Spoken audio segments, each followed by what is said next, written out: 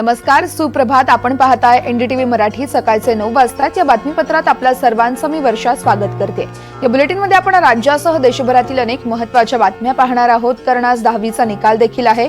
तर तिकडे चक्रीवादळानं थैमान घातल्याचं देखील पाहायला मिळतंय, तर काही ठिकाणी अवकाळीनं थैमान घातलंय. या संदर्भातली प्रत्येक अपडेट आपण या बुलेटिनमध्ये पाहणार आहोत. मात्र त्यापूर्वी एक नजर टाकूयात आत्ताच्या हेडलाईन्सवर. पुणे पोर्शे अपघात प्रकरणी ससूनमधील डॉक्टर अजय तावरेंना अटक. आरोपीच्या ब्लड रिपोर्टमध्ये फेरफार केल्याचा तावरेंवर आरोप. तर तावरेंचे सहाय्यक श्रीहरी हरलोर यांच्यावर देखील अटकेची कारवाई. गुजरातमधली राजकोटच्या आगीचं कारण उघड. गेमिंग झोनच्या अतिरिक्त भागात वेल्डिंगच्या कामानं आग लागल्याचं सीसीटीव्ही कैद. रेमल वादळ पश्चिम बंगालमध्ये धडकलं. 1 लाख लोकांचं सुरक्षित स्थळी स्थलांतर. कोलकाता अलर्ट मोडवर. महाराष्ट्रात मान्सून अगोदरच उन्हाचा तडाखा वाढण्याची शक्यता. राज्यातल्या 18 जिल्ह्यांमध्ये तापमानाचा पारा 40 पार जाण्याची देखील दाट शक्यता. मुंबईकरांना उष्णतेपासून दिलासा मिळणार. मुंबईत सकाळपासूनच ढगाळ वातावरण.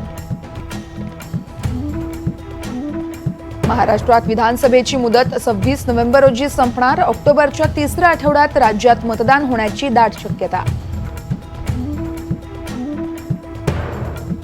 कोकण पदवीधर मतदारसंघासाठी मनसेकडून अभिजित पानसेंना उमेदवारी.